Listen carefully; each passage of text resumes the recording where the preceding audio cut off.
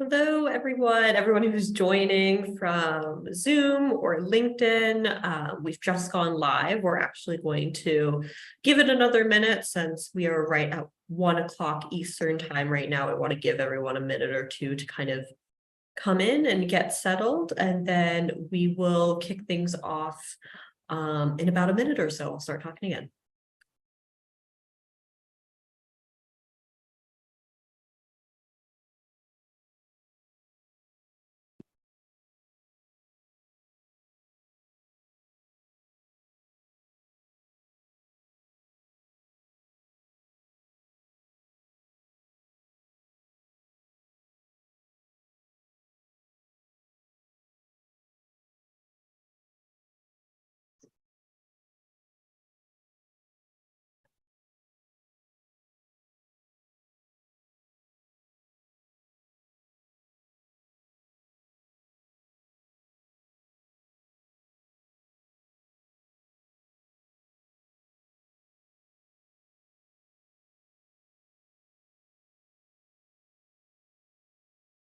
We've got people joining slowly here. Give it maybe 30 more seconds.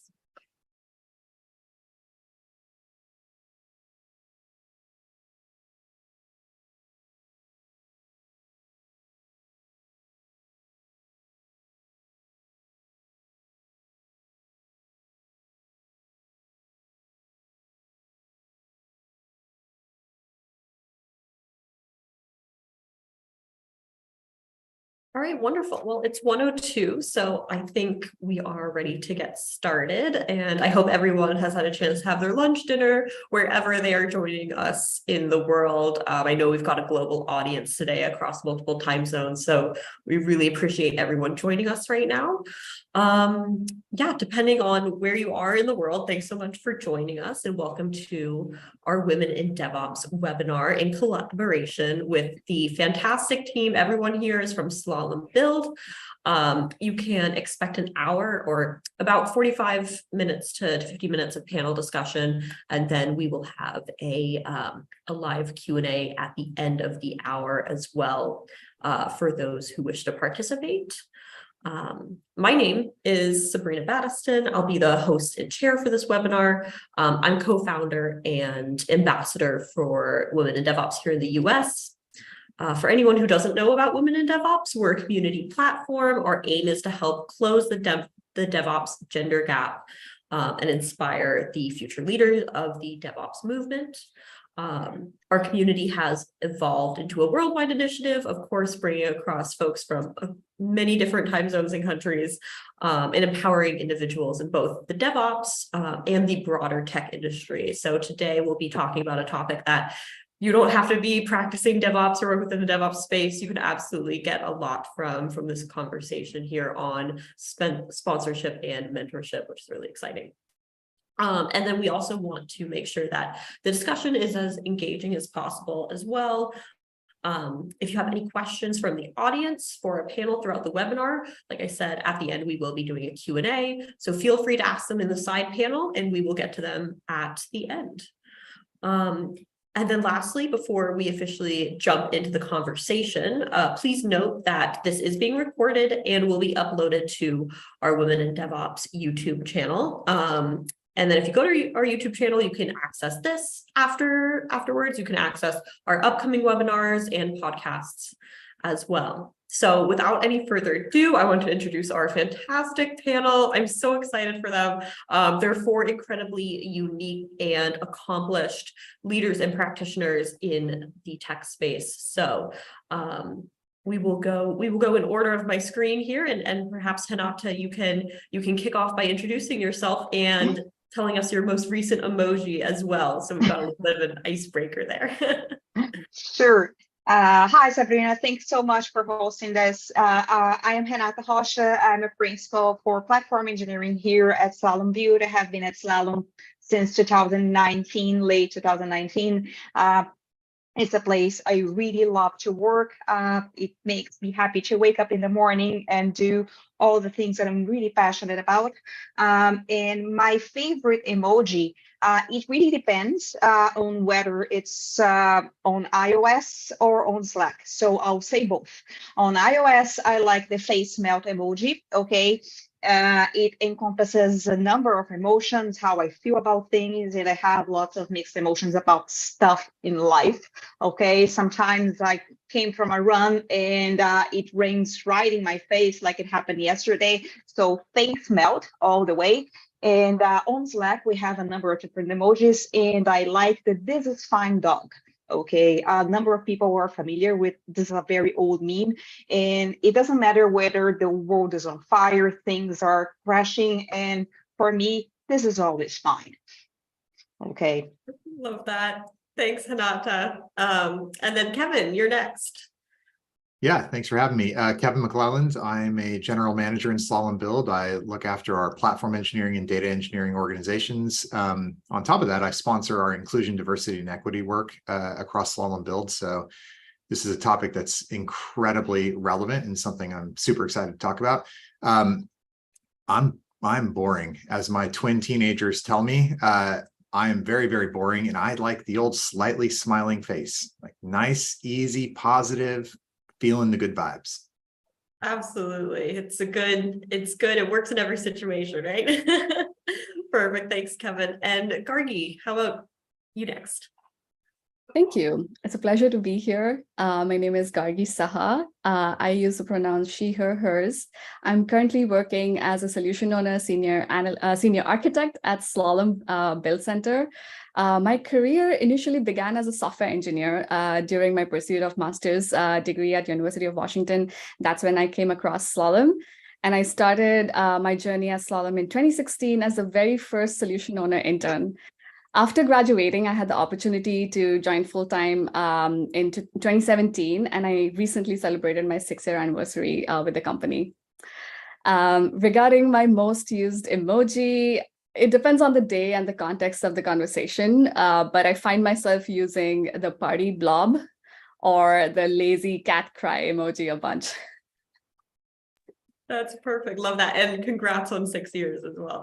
That's quite an accomplishment. Thank you. Absolutely. All right, perfect. Handing off to, last but not least, Joe.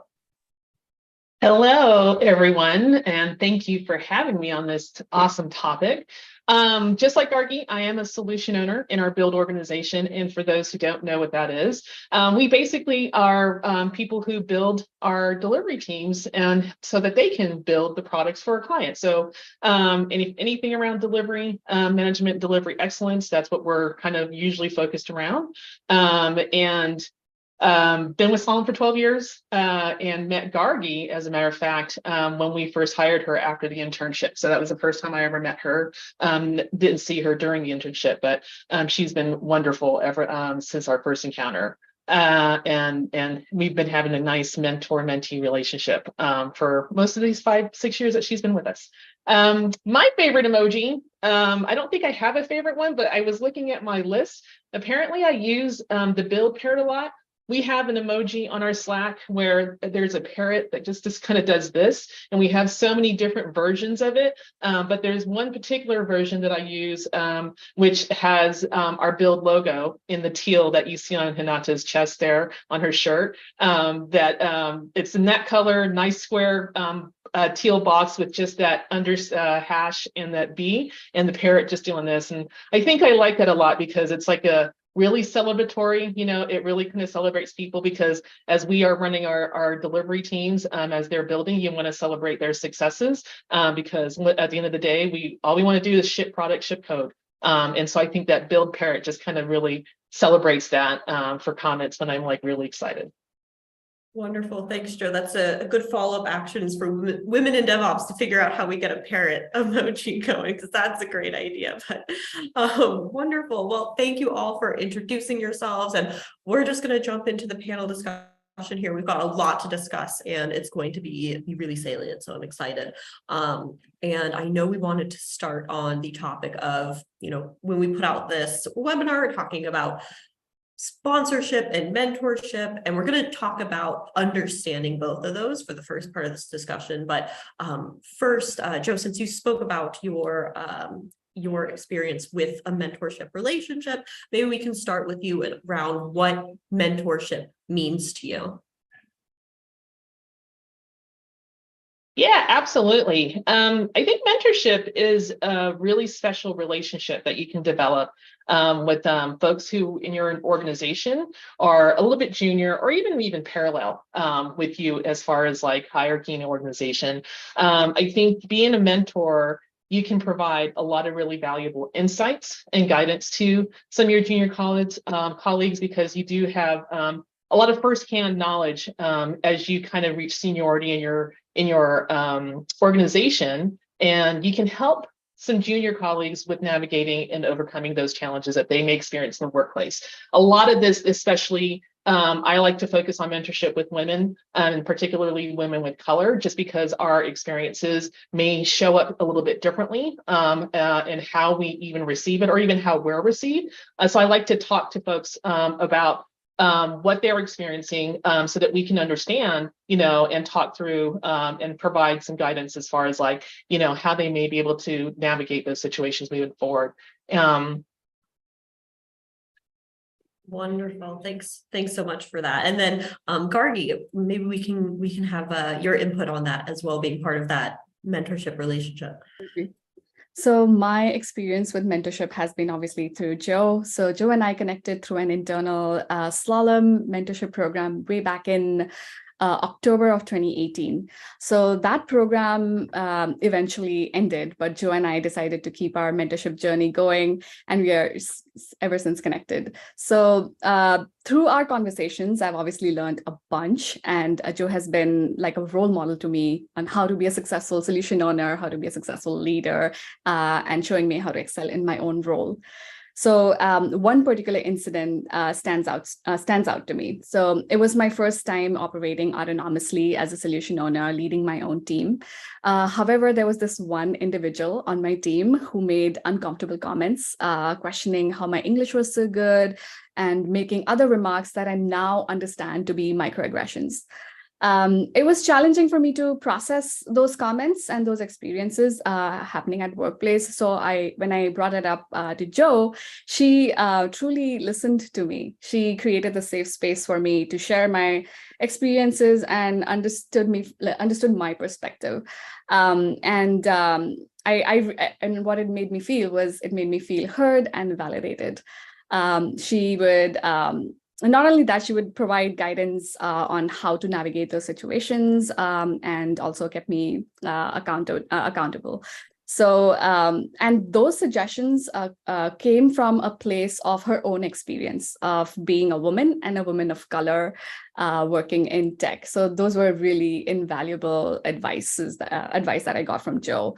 So in my experience, mentorship has not only been instrumental in shaping my own professional journey, but also in making me understand is how important it is to create inclusive and empowering teams, my own teams.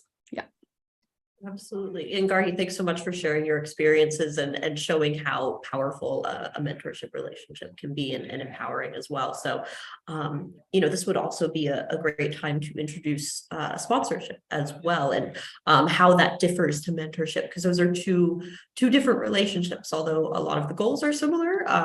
They look a bit different. So Hinata, I will hand it over to you to explain the difference between sponsorship and mentorship. Sure. So when I first came to Slalom, I think it was the very first time I experienced sponsorship. I had some experiences with mentorship before, but sponsorship feels a little bit different. It feels like someone is actively removing barriers that you didn't even notice they were there. I met Kevin on my very first day at Slalom, and the funny story is that I didn't realize he was a senior leader within Slalom. We just sat on the same table and had lunch at platform engineering, back then DevOps, cloud and security team. We chatted. We were very we had lots of things in common to talk because, of course, of the technical aspect of our background, and also his daughters do dance. I also dance. So yeah, we had a very interesting conversation about that. It was lots of fun. And then later I found out that he was the most senior leader on platform. So we developed a very good relationship since the very first day we met. And I found myself having barriers that I encountered through all my career. I have been doing working in technology since 1997. The barriers were simply not there anymore, and it was much easier to work. With a mentor, it feels like someone is guiding you through the road, and with sponsorship, the barriers are removed. So it's like someone is walking you through the road, the mentor, and the sponsor is removing the blockers that you might encounter before you encounter them. So that's my experience working at Salom with a sponsor. Wonderful. Thanks so much for going into the detail there. And again, sharing your experiences. It's such a fun story to hear how relationships build and the different personal kind of the different personal connections that everyone can find just without even looking for it sometimes. So yeah. To I guess wrap up kind of this section around the difference between sponsorship and mentorship. We've done a little bit of research, and in the Harvard Business Review in 2021 acknowledged that sponsorship and mentorship are both important to have. We've already heard some personal experience, but I want to put this back to the entire panel around why you think that both sponsorship and mentorship are important. And I'll leave this open to whoever wants to answer it first. Sure. I'll go. Oh, sorry, sure. not that. Please, Joe. Yeah, it was supposed to be you. Sure. Yeah. So I absolutely believe it's important if you are starting a career, thinking about it, or in a career been a while, like actively look for a mentor or even a sponsor. If you can get a sponsor, great, but so very few people have the ability to find sponsors, because when you are a sponsor, you are really actively advocating and supporting for career advances for someone. So you're putting at risk your social clout, right? Your social capital, all the things that you are looking to influence your networks, whereas mentoring, a little bit easier because people are always wanting to share their insights and helping people navigate and things like that. And I would say that it's important to have both. Sometimes you might have the same thing in one person, someone can be a mentor and a sponsor. Sometimes you just will only have one. But if you're ever starting your career out and you're out there, it's very important to have both, because they both provide different levels of things to help you grow your career. And with all that, sharing the knowledge, to Hinata's point, removing those roadblocks, if you have someone in your corner like that, it just makes things just go so much easier for you, I think, when you know that someone's there advocating for you at all times. Absolutely. Thanks, Joe. Hinata, maybe do you want to go next? Sure. Sorry, let me just recollect my thoughts here. I just evolving that a little bit, the thoughts that I had before a little bit more. I have experienced, like many other women here, microaggressions. Okay. I started like in the early 2000s, groups for women.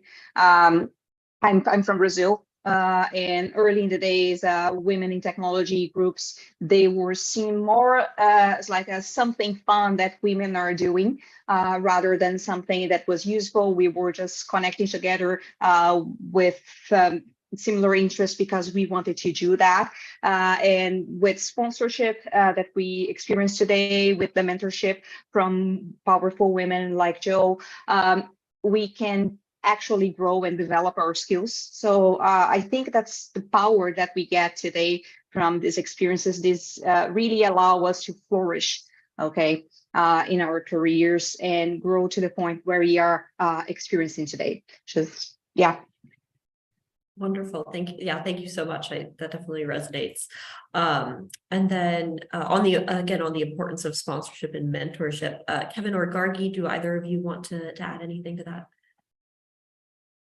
Go ahead, Gargi. So if I were to borrow an analogy, I imagine mentorship as being as having a seasoned or an acclaimed actor by your side, like a guru, sharing their wisdom and expertise and acting techniques to refine your skills and bring out your best performance. Whereas on the other hand, sponsorship is like having a renowned producer by your side, they recognize your talent and they champion your career, but they also use their influence and connections to secure you the best roles, projects, high-profile projects, auditions, and they promote your work in the industry. So I feel like together, it creates a powerful combination. So you sharpen your craft and you have opportunities, and it just helps you propel your career to like professional stardom. That is Wow. a fantastic metaphor. Oh my goodness. Like I almost was compelled to not weigh in after that, because it's like that's a mic drop. But there's one element that I would add in as well, along with the great thoughts from Joe and Hinata and Gargi, is the thing I love about the combination of mentorship and sponsorship is that sponsorship alone at times can feel like it removes agency from people who want to go seek out support.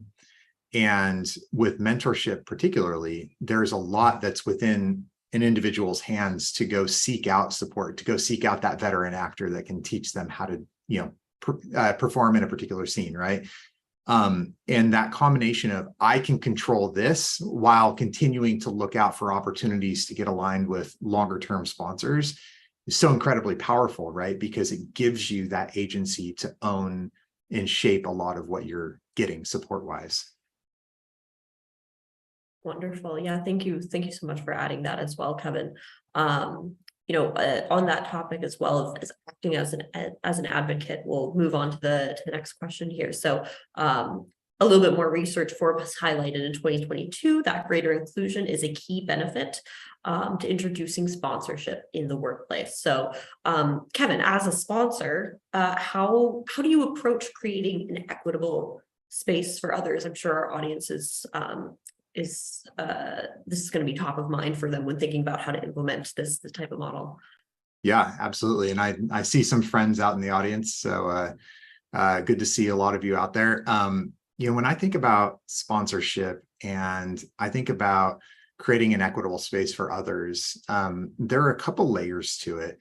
The foundation for me begins with creating a safe place where you have room for everybody's voices. And that may sound like a cliche or a platitude, but in reality, it oftentimes is not a given, right? And so how do we think about techniques where we're actively inviting other perspectives, where we're giving space for people to raise their voice, where we are making it a baseline that everybody speaks? Hinata has experienced this within my team, where there are times where we use a technique called council mode, where everybody gets a time to talk and nobody gets to ask questions or interrupt, right? Just as one move to make sure that everybody comes in. But it starts with creating that foundation where everybody's invited in, everybody has a seat at the table. As a sponsor, I also love that because it allows me greater visibility and access to perspectives that I might not otherwise hear, to get to know who some people are out there that it would be really fun and really powerful to get involved, and to use the examples earlier, remove barriers, or another example would be to open doors, right, and provide opportunity that may not have been there. And when I think about being a sponsor, there are three elements that kind of build into allowing me to do that. Number one, I want anybody within my team to feel seen. I see you, I know you, I care, right? The second part is that I want them to feel supported. You have people who are looking out for you. You know that I have your back. You know that there are people here who are going to walk alongside you and give you that support, right? And then on the back of all of that, then I can sponsor, right? So I see them, I support them, and I sponsor them. And in sponsoring them, it can come through in everything from just putting a voice in the room of, hey, have we considered this individual for some interesting new ideas we're putting out there? have we thought about their contributions when we're looking at promotions, right? And thinking about how we're giving development support for people who are looking for promotions. It may even, to tie in examples that we've been talking about here, it may even be actively thinking about mentorship partnerships where, hey, would it be interesting to connect this individual with somebody else who could be a powerful mentor that they may not even know about, right? But all of those things for me are ways that we go about creating that equitable space where you can then be even more effective as a mentor or a sponsor. Wonderful. And Kevin, thanks so much for those specific examples that we can all take back and utilize in order to create an equitable space. I really appreciate that.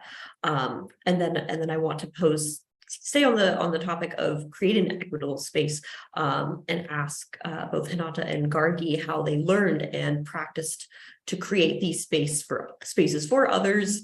You know, we all have different positions within organizations and come from different backgrounds, but Hinata, maybe you can tell us a little bit more how you learned and created these spaces as well. Like I previously mentioned, I started in the early 2000s with groups for women in Brazil. It was a lot of trial and error. We didn't have any training. We just gathered together and was called Linux Chicks Brazil. If there's anyone who ever joined any of the Linux Chicks Brazil events, hi, and thank you so much for participating back then. It was fun. We made some mistakes. We had also a lot of great events. It was the very first time we did some talking. We participated in a lot of free and open source things, and that help build community and make women feel like they belong in that part of technology. Okay, women were told that they didn't belong in computers, they didn't know technology, that they were bad at math, and creating that safe space where they could do things that they saw other women that looked like them, that did the same things. That was such a big thing for me and for others. And I'm still friends with these women who were part of these communities back then. One of my best friends, she doesn't live in Brazil anymore. She's in Germany. She works for Intel. Okay, and it's great that we connected back then, 23 years ago, and we are still friends because we built that community. So it matters. If you are questioning yourself, should I do this? Yes, you should. It will change the world. Absolutely. And thanks so much for speaking to the topic of community, the importance of community. Obviously, that's something we're super passionate about at Women in DevOps, and something that Bill has also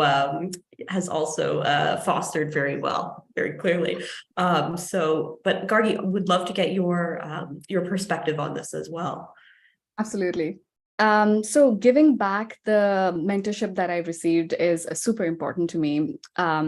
So I strongly believe in paying it forward, and how I do so is by providing guidance, support, and mentorship to those who can benefit from it.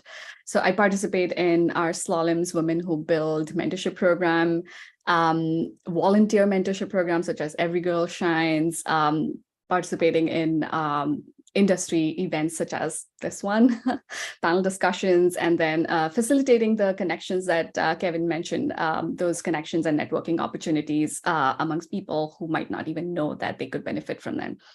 And also remembering that I could also create that inclusive, equitable space in my own project teams so that everybody can feel empowered and supported. Wonderful. And that's great to hear as well about kind of the chain of reaction with these types of relationships too, and being able to pay it forward, and it becomes exponential, doesn't it? So that's wonderful. Thank you so much, Gargi. And then our next question was going to be, again, still on the subject of advocacy, around challenges in developing the skill of advocacy. And so we'll pass the mic over to Joe to speak a little bit more about that. Yeah, I love everything that everyone said about how they, create the spaces, because it's super important to be able to create that space for everyone. Because without that trust, without that feeling of safe, like there's no way that you're going to be able to help someone or guide them, through whatever it is that they're going through, what they're experiencing in their workplaces. I'll speak to one of the biggest challenges that I've ever had around this space, because there's a lot of things that I tell myself in my own head. It's the story I tell myself line all the time, is that, the reason why I do the things I do with my mentees is because I never got adequate mentorship or even sponsorship in my whole career. So I still tell stories to myself around how I'm not completely validated. So then I worry about things like, oh my gosh, I can't go out there and be super visible for Gargi because I'm using Gargi as an example because she's here. If people find out she's getting mentorship from me, like, what is that going to do to her reputation if there are people out there in the world who have not valued me, right? And so, like, being able to tell myself that there is value in what I do. I have brought value even in through my career, even though I didn't get as much level of advocacy as I would have liked to seen, that I see other women are getting now, which is fantastic. I do have that. So it's a real challenge to be able to always want to step up to try and amplify their voices, and also to be able to advocate for them as fully as I would love to do that, with the networks and influence that I feel like I have, but not always super sure, because of not having that safe space that I've created for other folks, if that makes sense. So what I end up doing is I advocate within my own sphere of influence and I'm comfortable with, which is really hard, right? Like, because then for someone like me, like if I was able to find someone, or if I can locate someone to help that would just be amplified even more if there was trust and confidence in myself to be able to lift that. Like, because we're getting to the point now, Gargi and I, 5-year relationship, where I'm like, sorry, I can't help you anymore, right? Now, is that true? Probably not, but that is getting to the point, and it's a huge challenge to kind of overcome the things that you tell yourself in your head. Yeah, and really appreciate kind of that vulnerability, Joe, as well, around like, what these relationships mean and what you learn about yourself and develop as well. And the different challenges. So that kind of wraps up our section around acting as an advocate quite nicely as well. So for those of us who have joined us just in the past few minutes, just as a quick overview of what we've talked about so far, we started with introducing our panelists and then understanding sponsorship versus mentorship, defining both of those terms, getting some really great, some personal anecdotes as well from, Joe and Gargi's mentorship relationship and Kevin and Hinata's sponsorship relationship as well, how those differ. And then we just talked more about acting as an advocate. Joe just went over the challenges, and then Kevin went over how to create equitable spaces as well. And again, got some really good practical tips around bringing that into your team. So talked already about acting as an advocate. So then if we're all leaving this webinar and going back to our organizations, figuring out, maybe I want a mentorship relationship, or I want to find a sponsor, I want to be a sponsor. We'd love to talk about some kind of actionable ways to gain advocacy and go and find those relationships, but also what those relationships should look like and feel like, and where do we start if we've never either been in an organization that has that, or we've never experienced that ourselves. So Hinata, I'd love to start with you and learn from you what you would want to see in a sponsor from your perspective. I would like a sponsor who actively engages in identifying and being proactive at removing barriers, who is open-minded and understands that things happen sometimes before they can be seen by a broader audience. Okay, I feel like where we are right now demands a lot of attention because there are lots of things happening. The world is changing really fast. Especially, I don't know how things are in other countries, but here in North America, a lot of changes are happening, especially at workplaces, and we have to pay attention to make sure that people are not affected. And the sponsor needs to take action before, because the minority, especially women, okay, they are going to be affected before other people. So the sponsor needs to be very proactive. This is what I'm trying to say. Absolutely, that definitely makes sense. Thanks so much, Hanata. And then spoke about what we want to see in a sponsor. Maybe Gargi, you can speak a little bit more to what you would want to see in a mentor as well. Absolutely. So there's this very simple yet powerful quote about mentors, that a mentor is someone who allows you to see the hope that's inside yourself. And I love this quote because it emphasizes that the power that a mentor can have on you, and they are the ones who see your potential when you don't yourself see it. So I really believe that we want to have mentors who are the best and experts in their field, but it's also very important to have somebody by your side who can provide that encouragement and empowerment to you along the way. You want somebody who's not trying to create a clone of themselves in you, but somebody who lets you create your own unique path.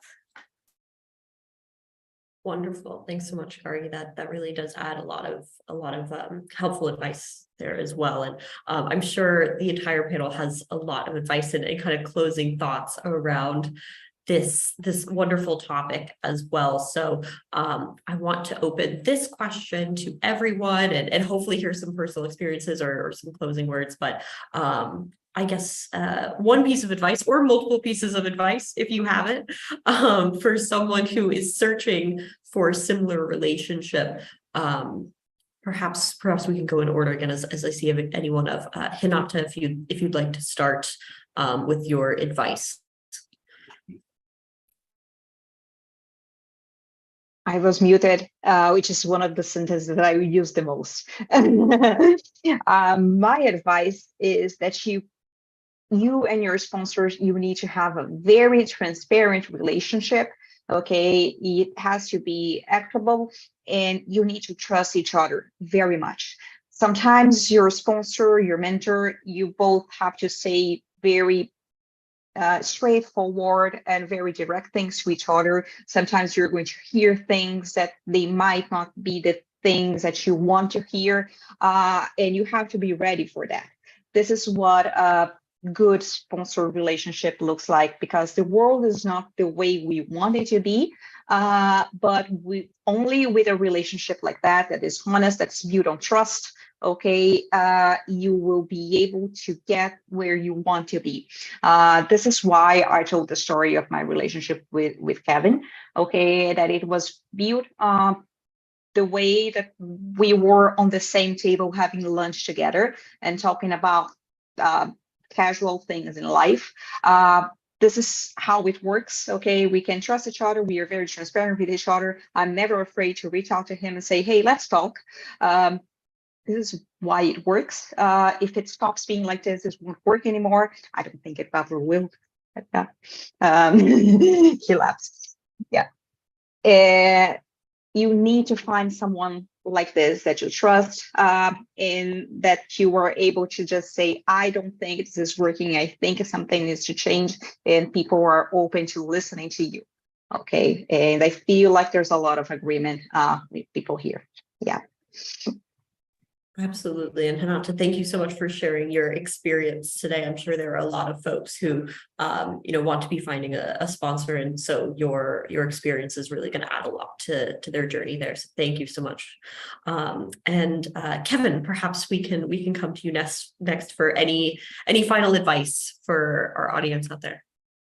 I will try and keep it brief. I got a couple areas. I think in seeking out mentorship or sponsorship for yourself, one of the lessons I learned in my career, and it goes really well with a lot of what Gargi and Joe have talked about, it's you're not going to find somebody who's you. You don't want to find somebody who's you. You want to find somebody who has characteristics or experiences that you look at and you're like, I see a part of myself learning from that. And I think the more that you're able to find people who can add elements, add perspectives to widen your capabilities and give you new exposure to things, versus trying to find somebody who is exactly the thing that you think you will be in the future, I think that opens you up to a lot of different perspectives and a lot of opportunity for support. For people, my second piece I would give is really more of a challenge to people who are in a position to be a sponsor. It's a position that requires a level of courage. Joe talked earlier about your social capital, right? And a lot of things that you may feel you're putting on the line, but that's the job. That's the job that people in positions of influence signed up for. And that's a place that you have an obligation and an opportunity to truly impact people in ways that they may not even see, but you can open doors, you can remove the barriers, and it just requires the courage to step into that space. And anybody who has that opportunity, I challenge you to take it, because it is the most fulfilling part of being a leader.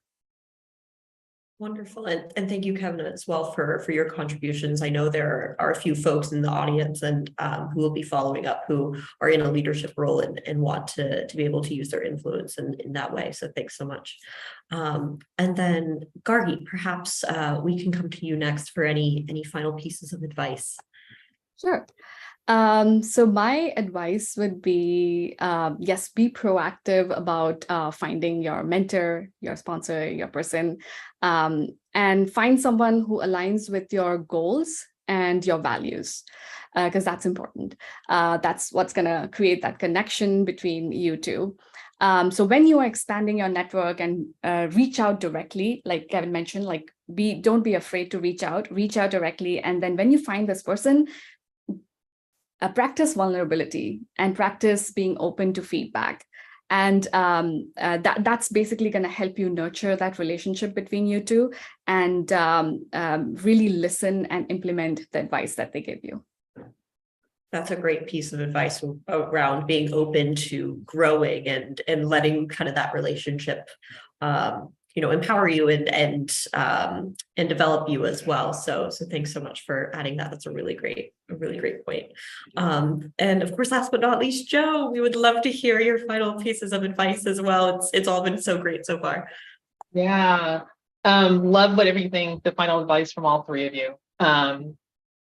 Just to tack on, have a positive impact no matter where you are, no matter what level you are in your organization, and ways that you can do that is definitely for the people around you, making sure that you use whatever position and clout that you have to really spread and amplify the voices of anybody that you want to mentor or wish can mentor you or whatever, but amplify those voices and the ideas that they have as well. Right, give them an opportunity to present their work to whoever. I know in my roles, I facilitate a lot of different types of meetings and groups, and I'm always asking people who I want to amplify voices to come speak to my group, kind of like this, right?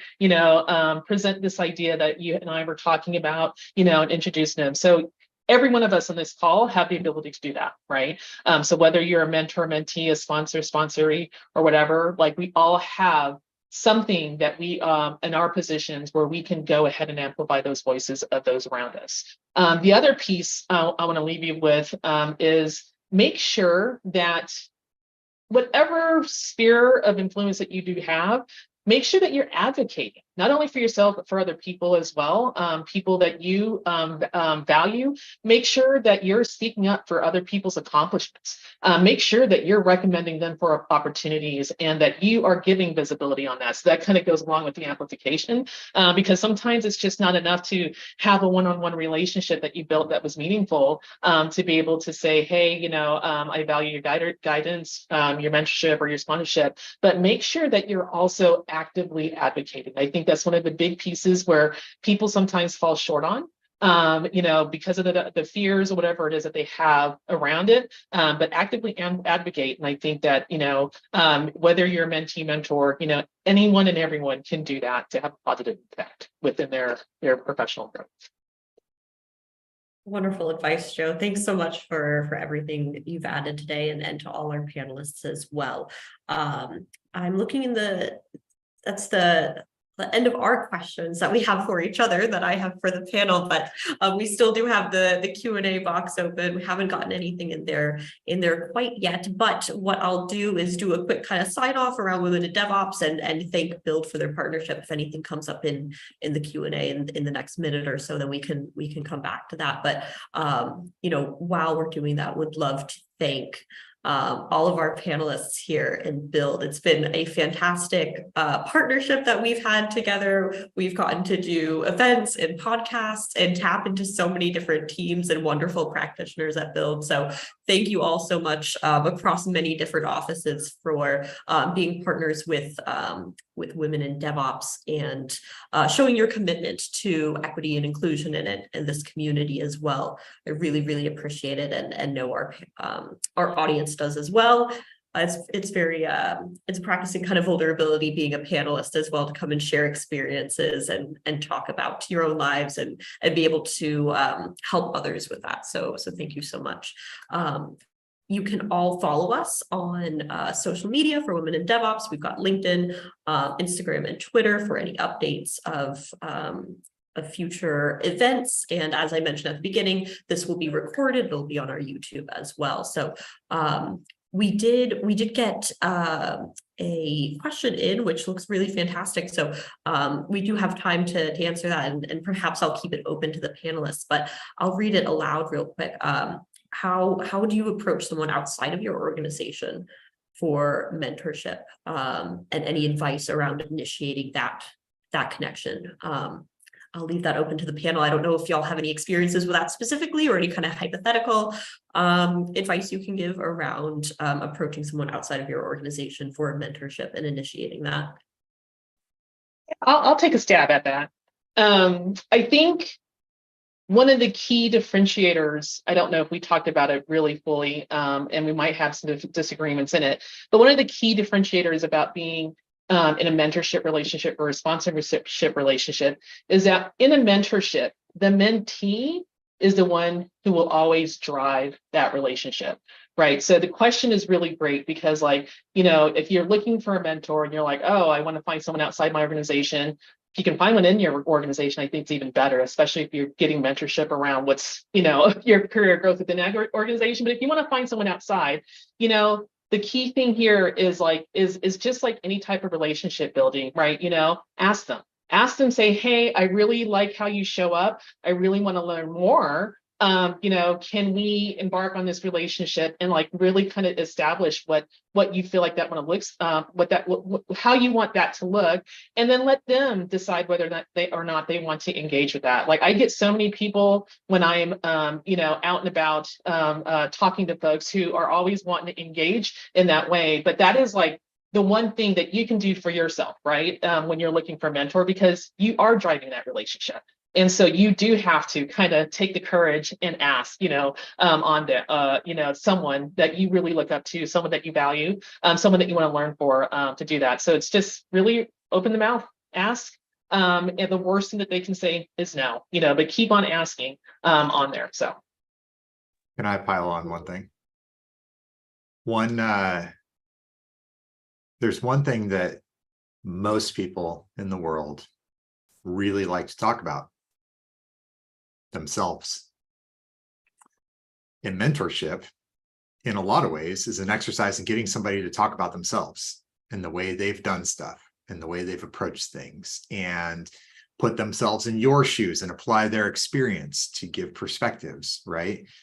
There's a really straightforward play to people's interest in talking about those things they've experienced and kind of reliving the fun of them, and sometimes reliving the pain of them, that you can tap into just by simply saying, I look at what you've done and I look at what you've experienced, and I would love to learn from you.